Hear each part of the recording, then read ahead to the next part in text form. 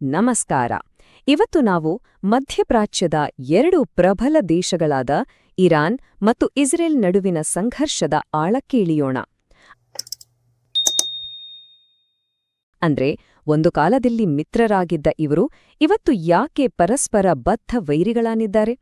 ಬನ್ನಿ, ಈ ಸಂಕೀರ್ಣವಾದ ಕಥೆಯನ್ನ ಒಂಚೂರ್ ಬಿಡಿಸಿ ನೋಡೋಣ. ಈ ಸಂಘರ್ಷದಲ್ಲಿರೋ ಒಂದು ಅಚ್ಚರಿಯ ವಿಷಯ ಅಂದ್ರೆ ಈ ಎರಡೂ ದೇಶಗಳ ಮಧ್ಯೆ ಯಾವುದೇ ಗಡಿ ಇಲ್ಲ. ನಿಜ ಹೇಳ್ಬೇಕಂದ್ರೆ ಇರಾಕ್ ಮತ್ತು ಜಾರ್ಡನ್ ಅಂಥ ದೇಶಗಳು ಇವೆರಡರ ನಡುವೆ ಇವೆ. ಅಷ್ಟೇ ಅಲ್ಲ, ಒಂದು ಕಾಲದಲ್ಲಿ ಇವರಿಬ್ಬರ ನಡುವೆ ಒಳ್ಳೆ ಸಹಕಾರ ಕೂಡ ಇತ್ತು. ಆದ್ರೂ ಇವತ್ತು ಇವಿಬ್ರೂ ತೀವ್ರವಾದ ದ್ವೇಷದಲ್ಲಿ ಯಾಕೆ ಮುಳುಗಿದ್ದಾರೆ? ಇದು ಹೇಗ್ ಶುರುವಾಯಿತು? ಯಾಕೆ ಹೀಗಾಯ್ತು? ಈ ಇಡೀ ಸಂಬಂಧವನ್ನೇ ಬುಡಮೇಲು ಮಾಡಿದ ಒಂದು ಘಟನೆ ಅಂದ್ರೆ ಅದು 1979ರಲ್ಲಿ ನಡೆದ ಇಸ್ಲಾಮಿಕ್ ಕ್ರಾಂತಿ. ಇದು ಇರಾನಿನ ಇತಿಹಾಸದಲ್ಲಿ, ಅದರ ವಿದೇಶಾಂಗ ನೀತಿಯಲ್ಲಿ ಒಂದು ದೊಡ್ಡ ಬದಲಾವಣೆಯನ್ನೇ ತಂದಿತು ಅಂತ ಹೇಳ್ಬೋದು. ಇದನ್ನ ಗಮನಿಸಿ, 1948ರಲ್ಲಿ ಇಸ್ರೇಲ್ ಅನ್ನೋ ಒಂದು ಹೊಸ ದೇಶ ಹುಟ್ಟಿದಾಗ ಅದನ್ನ ಗುರುತಿಸಿದ ಕೆಲವು ಮುಸ್ಲಿಂ ದೇಶಗಳಲ್ಲಿ ಇರಾನ್ ಕೂಡ ಒಂದಾಗಿತ್ತು. ಆದ್ರೆ 1979ರ ನಂತರ ಎಲ್ಲವೂ ತಲೆಕೆಳಗಾಯ್ತು. ಅಲ್ಲಿ ಬಂದ ಹೊಸ ಸರ್ಕಾರ ಇಸ್ರೇಲನ್ನ ಸೈತಾನಿ ದೇಶ ಅಂತ ಕರೆದು ಸಂಪೂರ್ಣವಾಗಿ ಹಗೆತನವನ್ನ ಘೋಷಿಸ್ಬಿಡ್ತು. ಈ ಬದಲಾವಣೆಯೇನೂ ಆಕಸ್ಮಿಕವಾಗಿರ್ಲಿಲ್ಲ. ಅಂದ್ರೆ 1979ಕ್ಕಿಂತ ಮುಂಚೆ ಇದ್ದ ಇರಾನ್ಗೂ ಆಮೇಲೆ ಬದಲಾದ ಇರಾನ್ಗೂ ಅಜಗಜಾಂತರ ವ್ಯತ್ಯಾಸ ಇದೆ. ಕ್ರಾಂತಿಗಿಂತ ಮುಂಚೆ ಇರಾನ್ ಆಧುನಿಕ ಪಾಶ್ಚಿಮಾತ್ಯ ಸಂಸ್ಕೃತಿಯನ್ನ ಒಪ್ಪಿಕೊಂಡಿತ್ತು.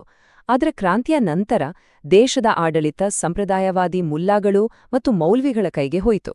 ಆಡಳಿತದಲ್ಲಿ ಆದ ಈ ಮೂಲಭೂತ ಬದಲಾವಣೆಯೇ ಇವತ್ತಿನ ಸಂಘರ್ಷಕ್ಕೆ ನಾಂದಿ ಹಾಡಿದ್ದು. ಹಾಗಾದ್ರೆ ಇವತ್ತಿನ ಈ ತೀವ್ರ ದ್ವೇಷದ ಹಿಂದಿರೋ ನಿಜವಾದ ಕಾರಣಗಳೇನು? ಇದನ್ನ ಅರ್ಥ ಮಾಡ್ಕೊಳ್ಳೋಕೆ ನಾವು ಇದನ್ನ 3 ಪ್ರಮುಖ ಭಾಗಗಳಾಗಿ ವಿಂಗಡಿಸಬಹುದು. ಹೌದು, ಈ ಸಂಕೀರ್ಣ ವೈಷಮ್ಯವನ್ನ 3 ಮುಖ್ಯ ಕಾರಣಗಳಾಗಿ ವಿಂಗಡಿಸಿ ನೋಡೋಣ. ಆ 3 ಕಾರಣಗಳು ಅಂದ್ರೆ, ಮೊದಲನೇದು ಈ ಪ್ರಾಂತ್ಯದಲ್ಲಿ ಯಾರು ದೊಡ್ಡವರು ಅನ್ನೋ ಹೋರಾಟ. ಎರಡನೇದು ಇಸ್ಲಾಂ ಧರ್ಮದೊಳಗಿನ ಶಿಯಾ ಸುನ್ನಿ ಪಂಗಡಗಳ ವಿಭಜನೆ. ಮತ್ತು ಮೂರನೇದು ಎಲ್ಲಕ್ಕಿಂತ ಮುಖ್ಯವಾಗಿ ಇರಾನ್ನ ಪರಮಾಣು ಕಾರ್ಯಕ್ರಮ. ಬನ್ನಿ ಈಗ ಒಂದೊಂದಾಗಿ ಇವುಗಳ ಬಗ್ಗೆ ಮಾತಾಡೋಣ. ಮೊದಲನೇ ಕಾರಣ ಪ್ರಾದೇಶಿಕ ಪ್ರಾಬಲ್ಯ. ನೋಡಿ, 1979ರ ಕ್ರಾಂತಿಯ ನಂತರ ಇರಾನ್ ಕೇವಲ ಒಂದು ದೇಶವಾಗಿ ಉಳಿಯೋಕಿಷ್ಟಪಡಲಿಲ್ಲ.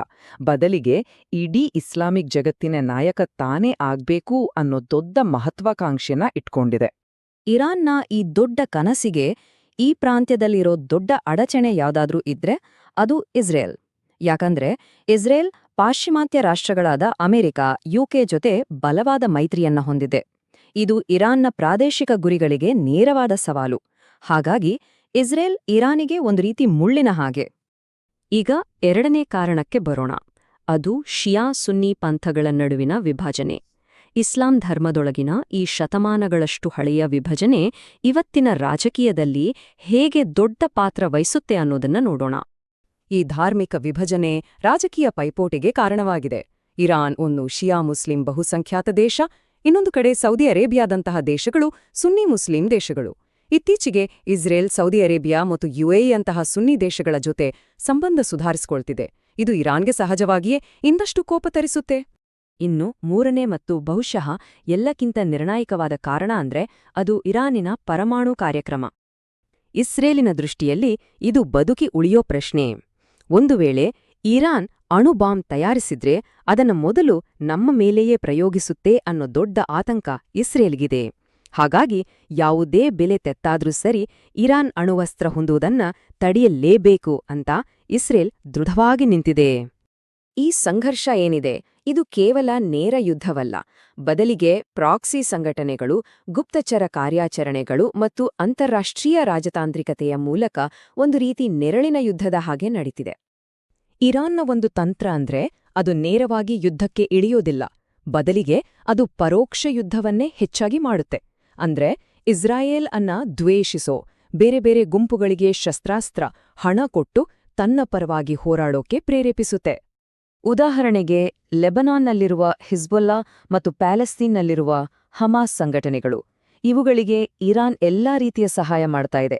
ಈ ಮೂಲಕ ನೇರವಾಗಿ ಯುದ್ಧದಲ್ಲಿ ಭಾಗಿಯಾಗದೆ ಇಸ್ರೇಲ್ ವಿರುದ್ಧ ಒಂದು ನೆರಳಿನ ಯುದ್ಧವನ್ನ ನಡೆಸುತ್ತಿದೆ. ಈಗ ಈ ಪರಮಾಣು ಬೆದರಿಕೆಯ ತಾಂತ್ರಿಕ ಅಂಶವನ್ನ ಒಂಚೂರು ನೋಡೋಣ. ನೋಡಿ, ವಿದ್ಯುತ್ ಉತ್ಪಾದನೆಗೆ ಯುರೇನಿಯಂ ಅನ್ನ ಕೇವಲ 3-5% ವರೆಗೆ ಮಾತ್ರ ಪುಷ್ಟೀಕರಿಸಬೇಕು. ಆದ್ರೆ ಇರಾನ್ ಇದನ್ನ 60%ಗಿಂತ ಹೆಚ್ಚು ಮಟ್ಟಕ್ಕೆ ತಗೊಂಡು ಹೋಗಿದೆ. ಅಣುಬಾಂಬ್ ತಯಾರಿಸಲು ಬೇಕಾಗಿರೋದು 90% ಶುದ್ಧ ಯುರೇನಿಯಂ. ಅಂದ್ರೆ ಇರಾನ್ ಅಪಾಯಕಾರಿ ಮಟ್ಟಕ್ಕೆ ತುಂಬಾನೇ ಹತ್ತಿರದಲ್ಲಿದೆ. ಇದು ಇಸ್ರೇಲ್ಗೆ ಮಾತ್ರ ಅಲ್ಲ, ಇಡೀ ಜಗತ್ತಿಗೆ ದೊಡ್ಡ ಆತಂಕಕಾರಿ ವಿಷಯ. ಈ ಸಮಸ್ಯೆಯನ್ನ ಪರಿಹರಿಸೋಕೆ ಇರಾನ್ ಮತ್ತು ವಿಶ್ವದ ದೊಡ್ಡಣ್ಣರು ಸೇರಿ ಒಂದು ಒಪ್ಪಂದ ಮಾಡ್ಕೊಂಡಿದ್ರು. ಅದನ್ನ JCPOA ಅಂತ ಕರೀತಾರೆ. ಆದ್ರೆ 2018ರಲ್ಲಿ ಅಮೆರಿಕ ಈ ಒಪ್ಪಂದದಿಂದ ಹಿಂದೆ ಸರಿದು ಬಿಡ್ತು. ಇದ್ರಿಂದ ಪರಿಸ್ಥಿತಿ ಮತ್ತಷ್ಟು ಜಟಿಲವಾಯಿತು. ಇದು ಇಸ್ರೇಲ್ಗೆ ಒಂದು ರೀತಿಯಲ್ಲಿ ರಾಜತಾಂತ್ರಿಕ ಗೆಲುವಾಗಿತ್ತು. ಸರಿ, ಈಗ ಎಲ್ಲಕ್ಕಿಂತ ಮುಖ್ಯವಾದ ಪ್ರಶ್ನೆಗೆ ಬರೋಣ.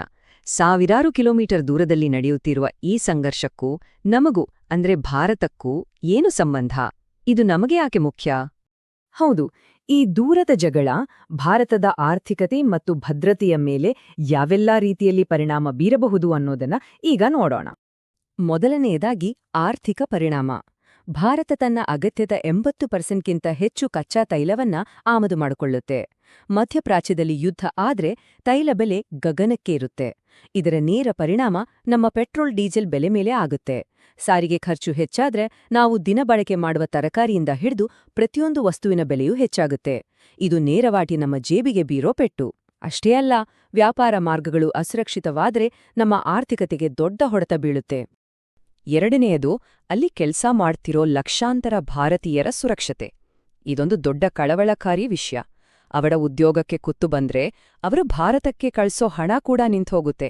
ಇದ್ರ ಜೊತೆಗೆ ಇರಾನ್ ಮತ್ತು ಇಸ್ರೇಲ್ ಎರಡೂ ದೇಶಗಳ ಜೊತೆ ಉತ್ತಮ ಸಂಬಂಧ ಕಾಪಾಡಿಕೊಳ್ಳೋದು ಭಾರತಕ್ಕೆ ಒಂದು ದೊಡ್ಡ ರಾಜತಾಂತ್ರಿಕ ಸವಾಲು. ಕೊನೆಗೆ ಈ ಸಂಘರ್ಷ ನಮಗೆಲ್ಲ ಒಂದು ಪ್ರಮುಖ ಪಾಠವನ್ನ ಕಲಿಸುತ್ತೆ. ಇವತ್ತಿನ ಈ ಜಾಗತಿಕ ಜಗತ್ತಿನಲ್ಲಿ ಯಾವುದೇ ಸಂಘರ್ಷ ಒಂದು ಜಾಗಕ್ಕೆ ಸೀಮಿತವಾಗಿ ಉಳಿಯೋದಿಲ್ಲ. ಸಾವಿರಾರು ಕಿಲೋಮೀಟರ್ ದೂರದಲ್ಲಿ ನಡೆಯೋ ಒಂದು ಘಟನೆ ನಮ್ಮ ಅಡ್ಗೆಮನೆಯ ಬಜೆಟ್ ಮೇಲೆ ನೇರವಾಗಿ ಪರಿಣಾಮ ಬೀರಬಹುದು. ಹಾಗಾದ್ರೆ ಹೀಗೆ ಒಂದಕ್ಕೊಂದು ಬೆಸೆದುಕೊಂಡಿರೋ ಈ ಜಗತ್ತಿನಲ್ಲಿ ದೂರದ ಯುದ್ಧದಿಂದ ನಾವು ನಿಜವಾಗಿಯೂ ಪಾರಾಗಲು ಸಾಧ್ಯವೇ? ಯೋಚಿಸಬೇಕಾದ ವಿಷಯ.